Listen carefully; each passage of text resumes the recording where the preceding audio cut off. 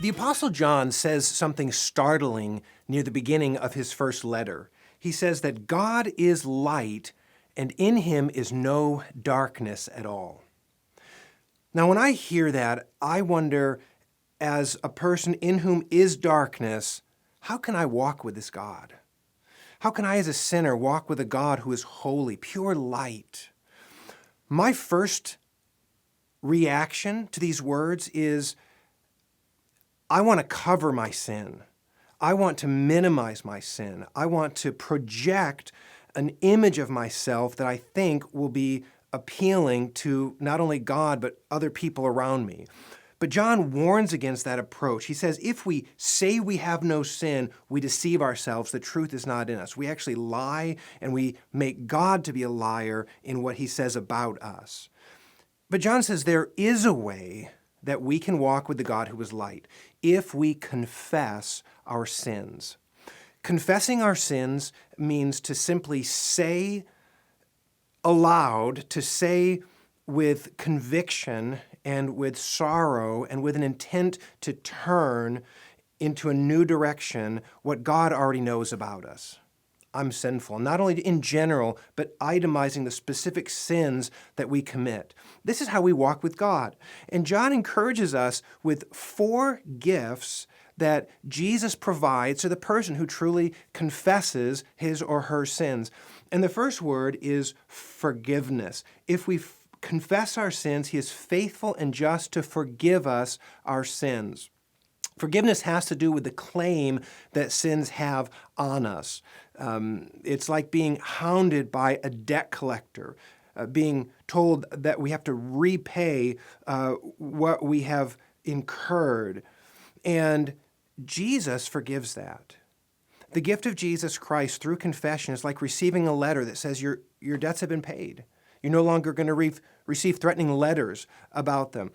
Jesus clears us of the guilt of our sin. It no longer defines us in God's eyes, and it need no longer define us in our own eyes. So the first gift of confession is forgiveness. The second is cleansing. He's faithful and just to cleanse us from all unrighteousness. Sin makes us dirty. We feel the guilt and the shame of sin, but Jesus' blood purges us of all of that filthiness of sin so that we're clean, we're washed. We've become new people. We're cleansed. A third gift is advocacy. He says in chapter 2, verse 1, if anyone does sin, we have an advocate with the Father, Jesus Christ the righteous. An advocate is like a legal counselor, one who speaks on behalf of one who either doesn't have a voice or whose voice has become so connected with his weaknesses and shortcomings that the voice doesn't really seem to mean that much anymore. Jesus declares his righteousness on behalf of those he advocates for. And he's righteous. His righteousness speaks more loudly than our unrighteousness. The Father respects the righteousness of Jesus Christ as our advocate through the confession of sins as if it were our very own righteousness.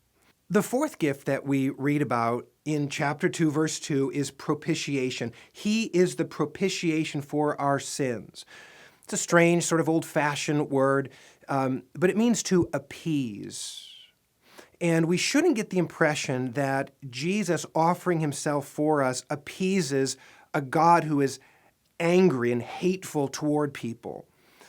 John will say later in chapter 4, verse 10, that God loved us and sent Jesus as the propitiation for our sins.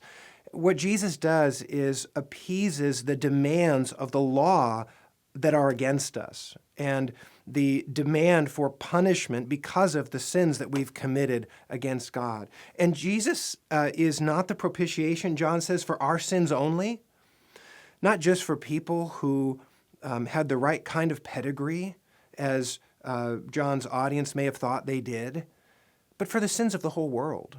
People of every kind, the worst sinners who have the worst background, who confess their sins, receive forgiveness, cleansing, advocacy, and propitiation.